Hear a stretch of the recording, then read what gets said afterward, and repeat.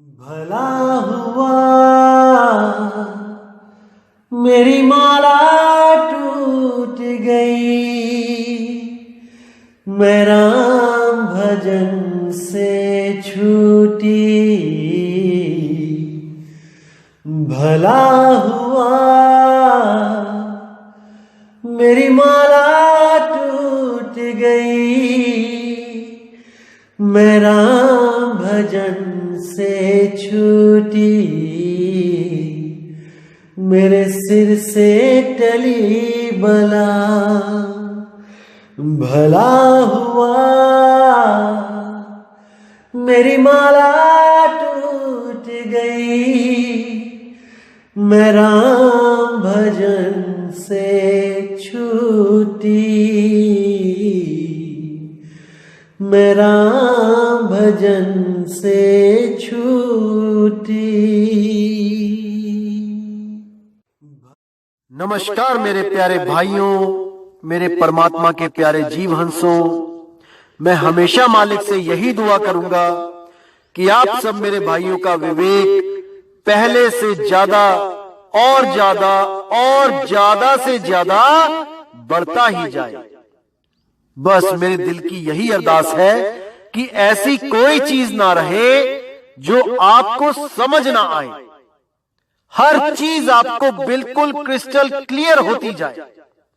बस यही चाहूंगा मैं, यही अरदास करूंगा उस बंदी छोड़ से, उस परमपिता परमात्मा से कि वो आपके विवेक शक्ति में बढ़ोतरी करता ही जाए और ऐसा कोई भी अज्ञान ना रहे इस दुनिया में जो आपको 1% भी भ्रमित कर पाए। कुछ ना रहे ऐसा।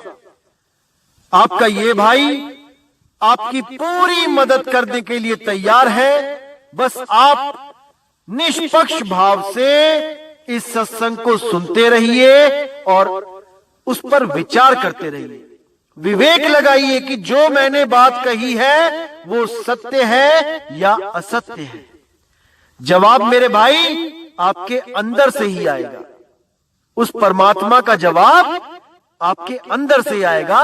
बस उसको पहचानने की कोशिश करो। साहिब बंदगी। और दोस्तों, आपको बताना चाहूंगा कि काफी दिनों से कुछ लिंक व्हाट्सएप पे शेयर किए जा रहे हैं जिसमें कुछ गुरुओं की फोटो लगाई गई है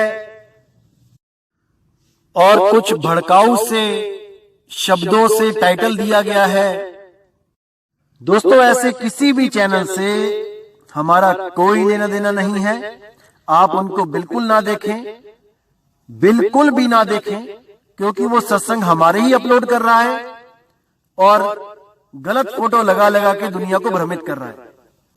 बिल्कुल भी उनका चैनल ना तो सब्सक्राइब करें और जिन्होंने किया है वो अनसब्सक्राइब कर दें। बिना मेरी परमिशन के जो सत्संग अपलोड किए जा रहे हैं ये बिल्कुल गलत बात है। आप ये सब बंद करें। और कोई भी मेरा भाई अगर अपने चैनल पे कोई सत्संग मेरा चलाना चाहता है तो पहले परमिशन लो। प्रचार में योगदान करना है तो बिल्कुल सही तरीके से करो। किसी भी गुरु की फोटो नहीं लगानी है। सब गुरु मेरे बड़े अपनी अपनी ठौर, शब्द विवेकी पारखी सो माथे कम और। हमने हर गुरु की इज्जत करनी है। हमें किसी भी गुरु से हमारा वैर नहीं है भाई। हर गुरु अपनी अपनी सीमा में अपने अपने शिष्यों को ज्ञान दे रहा है। जहां तक उसकी पहुंच है वो अपने अपने शिष्यों को पहुंचा रहा है। क्या दिक्कत है इसमें? इसलिए मेरे भाई ये जो गलत काम है इसको बंद करो और अगर करना ही है तो सही से करो। जैसे मैं किसी की फोटो नहीं लगाता हूं, आप भी मत लगाएं। साहिब। तो मेरे भाइयों, आज जो हम विषय लेके आए हैं वो विषय बहुत इंपॉर्टेंट है। अगर आपने इसको समझ लिया तो आपको बहुत बहुत बहुत आसानी हो जाएगी इन अधूरे गुरुओं को समझने में। एक पल लगेगा इनको समझने में कि कितनी बुद्धि विवेक इनको परमात्मा ने दिया है जिसके बल पे ये सतगुरु बन बैठे हैं। 1 मिनट में समझ जाएंगे आप कि कितनी बड़ी भूल में थे जो ऐसे लोगों को सतगुरु मानकर अपना अनमोल जीवन इनके हाथों में दे दिया नष्ट करने के लिए। इसको दोस्तों समझना पड़ेगा जो आज मैं वाणियां लेके आया हूं आपके लिए। उससे पहले मैं आपको बता दूं कि हमारे समाज में ऐसे ऐसे गुरु विचरण कर रहे हैं, सत्संग कर रहे हैं, जीवों को भरमा रहे हैं, जो कबीर पंथ से तो नफरत करते हैं। अपने आप को कबीर पंथी कहने में भी शर्म आती है, सहमत नहीं होते कि हम कबीर पंथी हैं, लेकिन शुरू से लेके आखिर तक साखी शब्द केवल और केवल कबीर साहब के ही लेते हैं। हुआ बीच में कोई एक आधा दोहा किसी और संत महात्मा का ले लिया, नहीं तो शुरू से लेके आखिर तक, यहां तक कि नाम भी कबीर साहिब के ही पंथ से मिलता जुलता रखते हैं, ताकि लोग यही समझे कि शायद ये भी कबीर साहिब की तरह उस काल से बचाने वाले हैं, ये भी शायद कबीर साहब की तरह ही एक पावरफुल, एक पूर्ण गुरु है। लेकिन मेरे भाई ऐसा कदापि नहीं है। हाथी के दांत दिखाने के और खाने के कोई और होते हैं।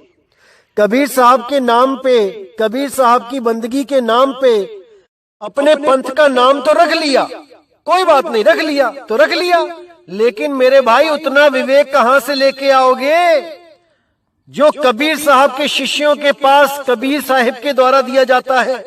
वो विवेक कहां से लेके आओगे? केवल नाम रखने से कोई सतगुरु नहीं हो जाता कि कबीर साहब का मुकाबला करने लग जाओ। कबीर साहब को बोलो कि वो एक भी जीव नहीं ले जा पाए सतलोक तक, बेरंग लिफाफे की तरह आए और बेरंग लिफाफे की तरह चले गए, और आप यहां ट्रक भर भर के ले जाने के लिए आए हो। सुधर जाओ भाई, सुधर जाओ, अभी समय है। जब काल का पंजा आ गया ना सिर पे, कोई बचाने वाला नहीं मिलेगा। सुधर जाओ, संभल जाओ, उस मालिक के नाम से जुड़ जाओ।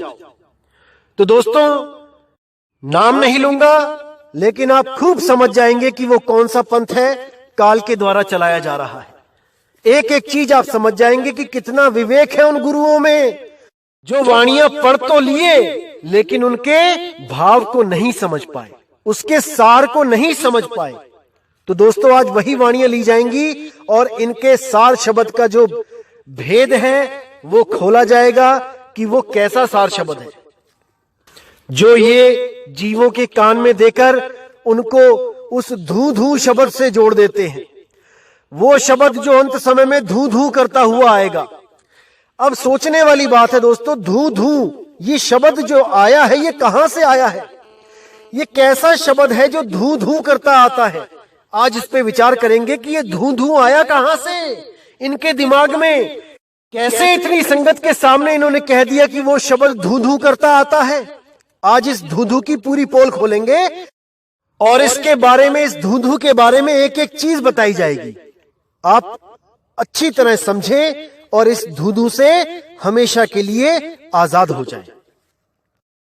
तो सबसे पहले तो मैं ये बता दूं कि कबीर साहब की वाणियां पढ़ पढ़ के, नानक साहब की वाणियां पढ़ पढ़ के, गरीबदास जी की वाणियां पढ़ पढ़ के, इन नाथ पंथियों को जो आजकल सफेद कपड़े पहन के कबीर पंथी बन गए हैं, सतगुरु बन गए हैं, लेकिन इनके नामदान के तरीके वही पुराने नाथ पंथियों वाले हैं।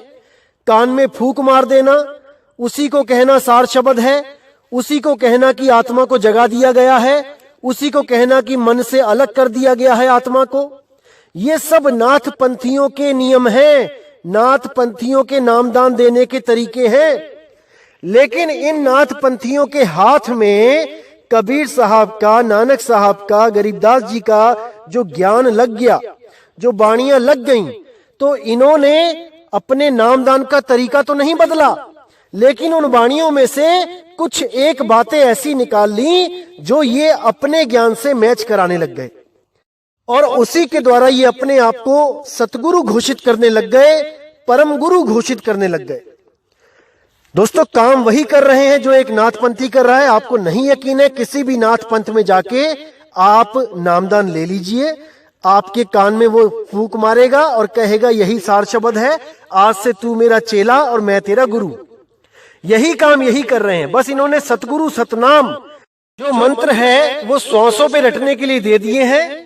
श्वास अंदर लिया सतगुरु, श्वास छोड़ा सतनाम, श्वास अंदर लिया सतगुरु, श्वास छोड़ा सतनाम, और ध्यान सिर से 1.25 हाथ ऊपर लगाने के लिए बोल दिया, वहां पे अष्टम चक्र बना दिया, सुरती कमल बना दिया। सब डुप्लीकेट ज्ञान, बिल्कुल गलत ज्ञान। इन्हीं कान में फूकने वाले गुरुओं के लिए कबीर साहब की वाणी है जो ये कभी नहीं दिखाएंगे। और वाणी क्या है? कन फुक्का गुरु हद का, बेहद का गुरु और जब बेहद का गुरु मिले तब मिले ठिकाना ठौर। जितने भी गुरु ये कान में फूंक मार के चेला बनाते हैं, ये सब अधूरे गुरु हैं। ये सब काल के जाल में फंसाने के लिए आए हैं। और ये भरमाते हैं जीव को ये कह के कि तुम्हारी आत्मा को मैंने ताकत दे दी है। अरे मेरे भाई, आत्मा स्वयं में पूर्ण है, उसको किसी ताकत की जरूरत नहीं है। वो अडोल है, वो डोलती नहीं है, उसे किसी ताकत की जरूरत नहीं है। जो शब्द गुरु का भेद दिया जाता है वो सुरती को दिया जाता है। लेकिन आप लोगों के दिमाग में ये चीजें नहीं जाने वाली, क्योंकि आप लोग केवल और केवल इस दुनिया को भरमाने के लिए और बड़े बड़े आश्रम बनाने के लिए ही इस दुनिया में आए हो, और वो काम बहुत अच्छी तरह पूरा करके आप चले जाओगे एक दिन। लेकिन जीव जो धक्के खा रहे हैं, अब वो इस ज्ञान को समझ के हमेशा के लिए जन्म और मरण को खत्म करके अपने निज स्वरूप को प्राप्त हो जाएंगे। यही मैं मालिक से अरदास करता हूं, यही मैं उससे वंदना करता हूं। तो सबसे पहले वाणी देखेंगे सतगुरु बंदी छोड़ कबीर साहिब की। क्या कहती है वाणी? दोस्तों, ये वाणी तब की है जब गोरखनाथ जी के साथ कबीर साहब की गोष्ठी हुई थी। और जब गोरखनाथ जी ने कबीर जी से पूछा कि कब से भय बैरागी कबीर जी, कब से भय बैरागी? नाथ जी, कबीर साहब बोले, नाथ जी जब से भय बैरागी मेरी आदि अंत सुध लागी। धूधू कार आदि को मेला, नहीं गुरु नहीं चेला, जब का तो हम योग उपासा, तब का फिरूं अकेला।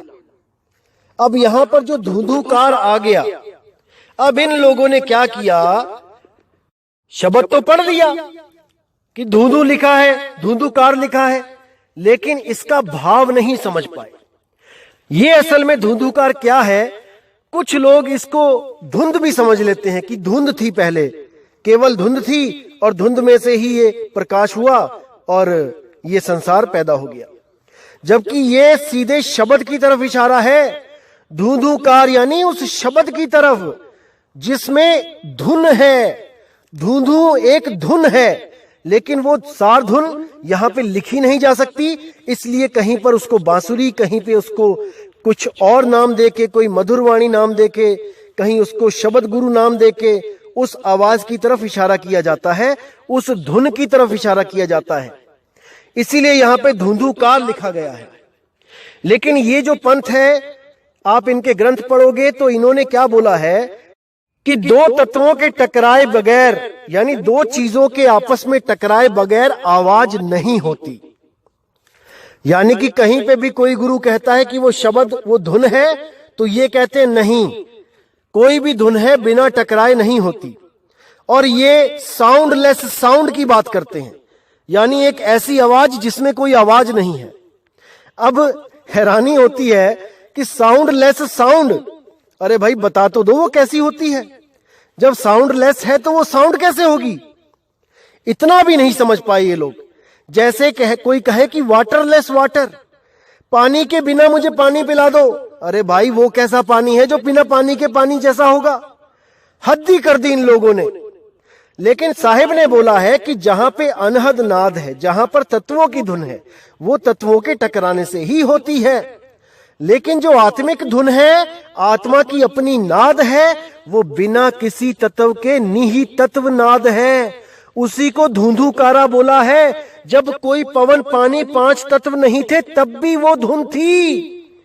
उस धुन को जो जानता है वही गुरु आपका सतगुरु है, नहीं तो सब आपको इसी आस में लगा देंगे कि अंत समय में धू धू करता नाम आएगा, धू धू करता हुआ शब्द आएगा। अरे अगर शब्द धू धू करता हुआ आएगा तो तुमने जो कान में डाल दिया है वो क्या है?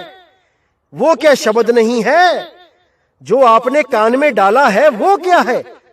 अगर कोई और धू धू करता हुआ शब्द आएगा अंत समय में लेने, इतना भी विवेक नहीं लगा पा रहे हैं जीव और अपने आप को इन काल दूतों के सपुर्द कर बैठे हैं। कोई इनसे पूछने वाला हो, जब सारी आवाजें तत्वों के टकराने से ही होती हैं, तो ये धू धू की आवाज बिना तत्वों के टकराए कैसे हो सकती है? कोई पूछने वाला नहीं है। अंधी भेड़ की तरह सब एक के पीछे एक चलते हुए खाई में गिरते जा रहे हैं, लेकिन कोई नहीं समझ पा रहा है कि हमारा नुकसान कहां पे हो रहा है। विवेक लगाने को तैयार नहीं है, और कोई अगर दे तो उससे दुश्मनी मोल लेने को तैयार है, उनको गालियां देने को तैयार है, लेकिन विवेक लगाने को कोई तैयार नहीं है, क्योंकि अभी अपने जीवन की कीमत नहीं पता कर पाए हैं। जिस दिन इस जीवन की कीमत पता लग जाएगी, उस दिन यही लोग अपने ही गुरुओं के खिलाफ खड़े हो जाएंगे, क्योंकि उनको पता लग जाएगा ये गुरु मेरा बेड़ा पार करने नहीं, ये मेरा बेड़ा गर्क करने आया है। लेकिन ये तभी होगा जब विवेक जागेगा परमात्मा की दया से। तो साहिब कहते हैं, धुंधुकार आदि को मेला, नहीं गुरु नहीं था चेला, जब का तो हम योग उपासा, तब का फिरूं अकेला। धरती नहीं जद की टोपी दीना, ब्रह्मा नहीं जद का टीका, शिव शंकर से योगी ना थे, जद का झोली शिक्का। द्वापर को हम करी फावड़ी, त्रेता को हम दंडा, सतयुग मेरी फिरी दुहाई, कलयुग फिरो नौखंडा। गुरु के वचन साध की संगत, अजर अमर घर पाया, कहे कबीर सुनो हो गोरख, मैं सबको तत्व लखाया। वो मैं ही हूं जो सबको आत्म तत्व लखाने इस दुनिया में आता हूं, नहीं तो सब के सब इन्हीं श्वासों में उलझे हैं, इन्हीं श्वासों में, इन्हीं पांच तत्वों में, इन्हीं अनहद नादों में, इन्हीं अजपा जाप में सब उलझे हैं। ये तो केवल मैं हूं जो तत्व लखाने समय समय पर इस दुनिया में आता रहता हूं, नहीं तो इस दुनिया में कोई नहीं है जो आत्मज्ञान करा सके। बातें तो सब कर सकते हैं, ग्रंथ सब भर सकते हैं आत्मज्ञान के ऊपर, लेकिन आत्मज्ञान का अनुभव नहीं कर सकते, क्योंकि वो गुप्त भेद उसको नहीं पता लग सकता जो एक बार भी गर्भ जून से बाहर आ गया। जो भी गर्भ जून में उल्टा लटक गया तो समझ जाओ कि माया ने उसको भरमा दिया, और जिसको माया ने एक बार भरमा दिया उसको केवल और केवल परमात्मा ही रास्ते पे ला सकता है, अन्यथा कोई नहीं, कोई नहीं। तो दोस्तों, दूसरी वाणी हम लेंगे गरीबदास जी की वाणी से, जहां पर उन्होंने सृष्टि रचना का प्रमाण दिया है कि सृष्टि रचना से पहले क्या था। तो देखिए वो क्या कह रहे हैं कि आदि रमैनी अदली सारा, जा दिन होते धू धूकारा, सत्य पुरुष कीना प्रकाशा, हम होते तखत कबीर खवासा। मन मोहिनी सिरजी माया, सत्य पुरुष एक ख्याल बनाया, धर्म राय सिरजे दरबानी, 64 जुग तप सेवा ठानी। अब यहां पर गरीबदास जी महाराज ने साफ लिख दिया कि आदि रमैनी अदली सारा, जादिन होते धुंधुकारा। तो इन लोगों ने इन वाणियों में से शब्द तो पढ़ लिए कि धुंधुकार लिखा है, लेकिन उस धुंधुकार के भेद को ये नहीं जान पाए, और इन्होंने उठाकर उसको धूधू नाम बना दिया कि धूधू शब्द आएगा अंत समय में और धूधू करता हुआ आपको ले जाएगा। और सभी के सभी उस धूधू के चक्कर में मूर्ख बने बैठे हैं, इंतजार कर रहे हैं कि वो धूधू करता हुआ आएगा और हमें लेके जाएगा। अरे मेरे भाई, ये धूधूकार कोई धूधू नहीं है शब्द जो जिसकी आवाज धूधू जैसी होगी। ये तो उस सार शब्द की तरफ इशारा है कि जब कुछ भी नहीं था तब केवल और केवल वो शब्द था, वो धूधूकार शब्द गुरु था, जिसके लिए बोला है शब्दे धरती शब्दे आकाश, शब्दे शब्द भया प्रकाश। सगल सृष्टि शब्द के पाछे, नानक शब्द घटे घटे आछे। तो वहां पर उन्होंने बोला है कि शब्द ही था और आदि और अंत शब्द ही रहेगा, बाकी जो कुछ भी बना है वो एक दिन नष्ट हो जाएगा। इसलिए हमने केवल उस धुंधुकार शब्द में सुरत को लगाना है, ना कि कोई कान में फूंक मार के उसको कह दो कि धूधू करता हुआ कोई शब्द आएगा अंत समय में। अरे मेरे भाई, वो शब्द है, हमेशा है आपके साथ, केवल आपकी सुरती को उस शब्द में लगाने वाला गुरु नहीं मिल रहा है। वो शब्द है आपके पास, वो कोई कान में देने वाला शब्द नहीं है कि आपके कान में फूंक मार के कोई कह दे कि ये भृंगमता है। अरे भृंगमता भी नहीं समझ पाए। भृंगमता का मतलब होता है कि जब कोई भृंगी दूसरे कीटों के बच्चों को अपनी आवाज सुनाकर उनकी आवाज को भुलवा देता है और वो बच्चे भी केवल उसी भृंगी की तरह बोलने लग जाते हैं। इसको भृंगमता कहा जाता है। इसका मतलब क्या है कि जब कोई कबीर साहिब की शरण में आता है तो जो भी पुराना ज्ञान उसने रटा हुआ होता है, उस ज्ञान रूपी अज्ञान को वो हमेशा के लिए भूल जाता है और केवल बंदी छोड़ की भाषा बोलने लग जाता है, कबीर पंथियों की भाषा बोलने लग जाता है। इसको भृंगी मता बोला गया है, ना कि कान में फूंक मारने को भृंगी मता बोला गया है। उस भृंगी के गुणों को पकड़ो, ना कि उसकी क्रिया को कि वो क्या कर रहा है। उसके गुणों को जानो कि वो दूसरों के बच्चों को उनकी भाषा भुला के अपनी भाषा सिखा रहा है, अपना ज्ञान उनके हृदय में डाल रहा है। इस गुण को भृंगी मता बोला गया है, ना कि कान में फूंक मारने को। लेकिन ये लोग इन बातों को नहीं समझ सकते, क्योंकि ये केवल और केवल इस दुनिया को भरमाने के लिए ही अवतार धारण करके आए हैं। इनका भी कसूर नहीं है भाई, इनको ड्यूटी ही काल निरंजन ने ऐसी दे रखी है। तो दोस्तों, अगली वाणी लेंगे बाबा नानक जी की। तो क्या कहती है वाणी?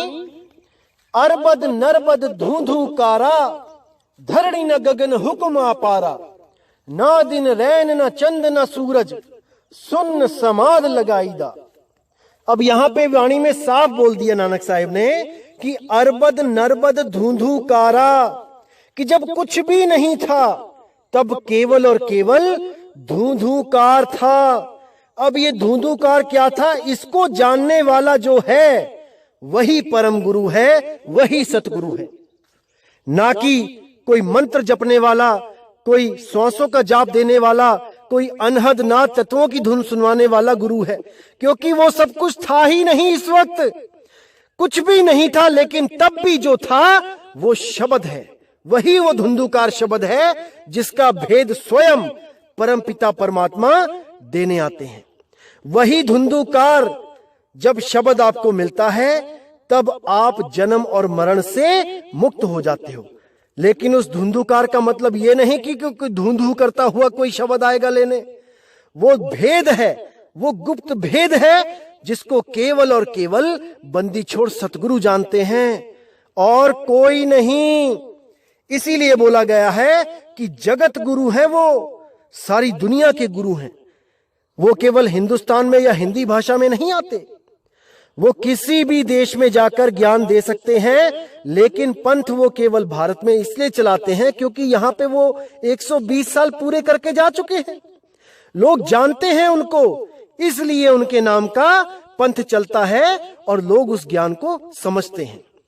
लेकिन जब वो विदेशों में मिलते हैं किसी भी जीव को, तो वो उसका कल्याण करते हैं, ऐसा नहीं है कि नहीं करते हैं। या केवल हिंदुस्तानियों का ठेका लिया हुआ है उन्होंने, ऐसा नहीं है।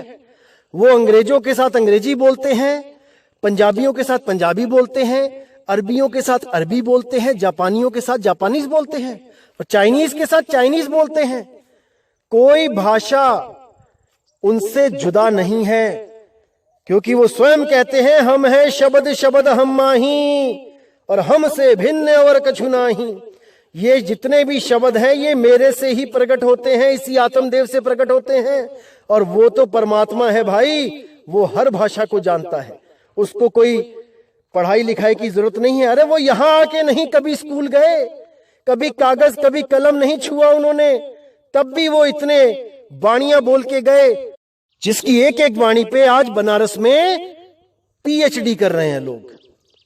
तो दोस्तों, वो कोई छोटी मोटी हस्ती नहीं है, वो बंदी छोड़ है, वो परमपिता परमात्मा है। देह को साइड में कर दो और विदेह रूप में उनको जानो कि वो घट घट में रमने वाले राम हैं। उनके अलावा कोई नहीं है जो इस बंधन से छुड़ा सके। और ऐसे देही गुरु हजारों मिलेंगे आपको, जो अपने आप को विदेही होने का झांसा देके आपको अपना शिष्य बनाएंगे।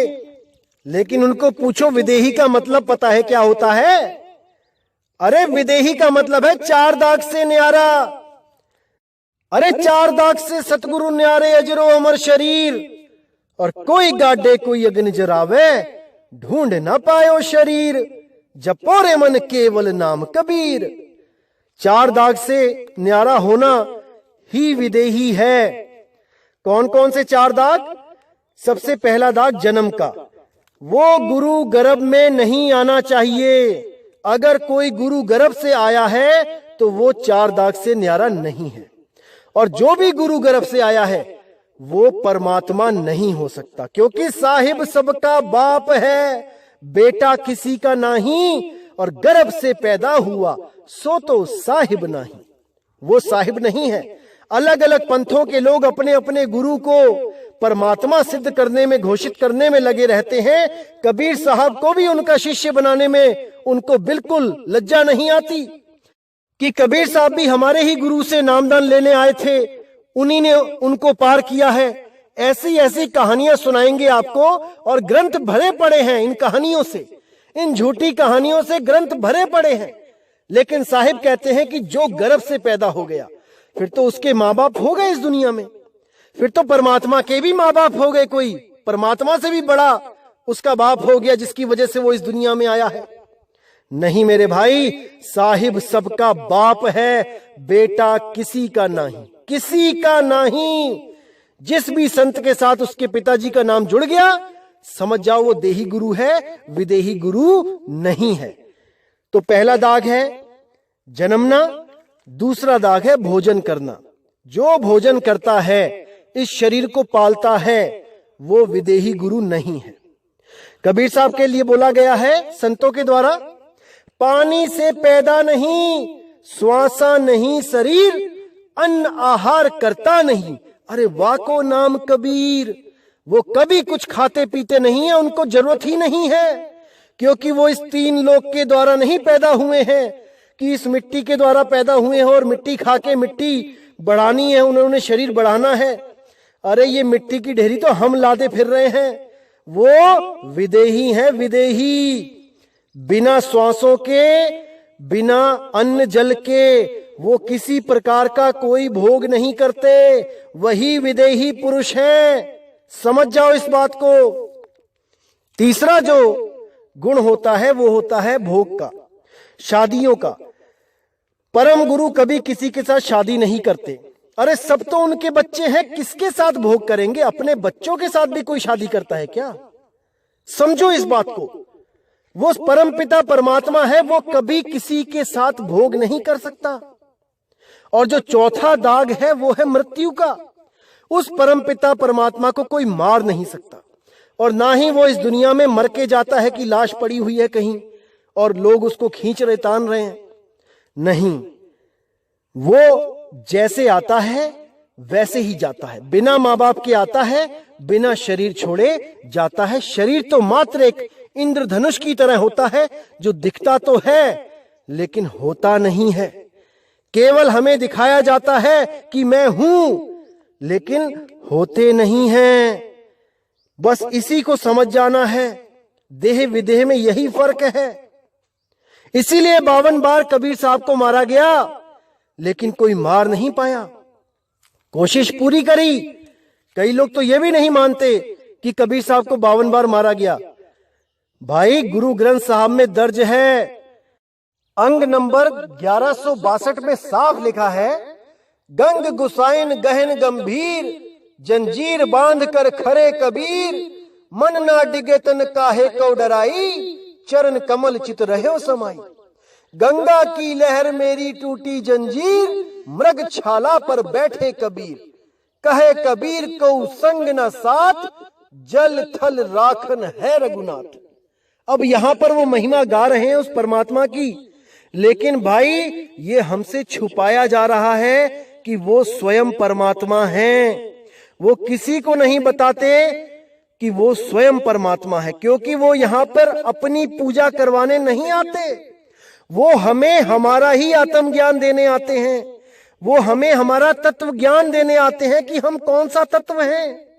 हम ये 5 तत्व हैं या हम इन 5 तत्वों से न्यारा वो आत्म स्वरूप, वो नी तत्व है, नी अक्षर है।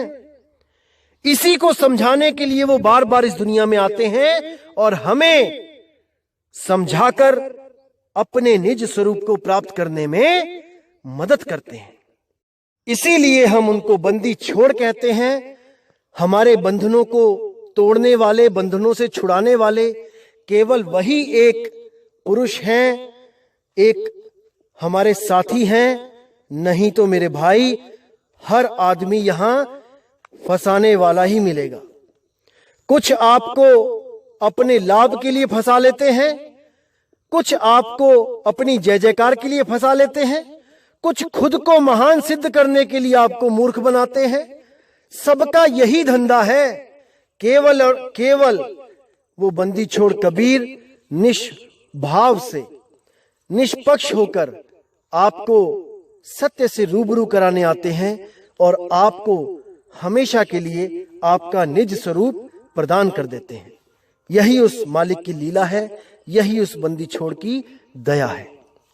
तो दोस्तों, आज का सत्संग मैं यहीं समाप्त करता हूं और उम्मीद करता हूं कि आपको ये बातें समझ में आ रही होंगी और आगे से आगे आप इन जो अधूरे गुरु हैं इनको अच्छी तरह समझ भी जाओगे और इनके जाल से निकल भी जाओगे। मैं यही परमात्मा से दया करता हूं कि जल्दी से जल्दी आपका विवेक जागे और आप इन बंधनों से बाहर आ जाओ। बस यही अरदास है मेरी। तो दोस्तों, अब मुझे विदा करें। जय गुरु बंदी छोड़ वैराग साहिब, जय गुरु बंदी छोड़ साधु शरण साहिब, जय गुरु बंदी छोड़ बाबा नानक साहिब, गरीबदास जी महाराज, मेरे गुरु अंगद देव जी, मेरे बाबा मदन साहिब जी। जय जय सतगुरु बंदी छोड़ सतगुरु सत्य कबीर साहिब की सदा ही जय हो, सदा ही जय हो मेरे मालिक की साहिब बंदगी सतनाम। तो क्या कहती है वाणी?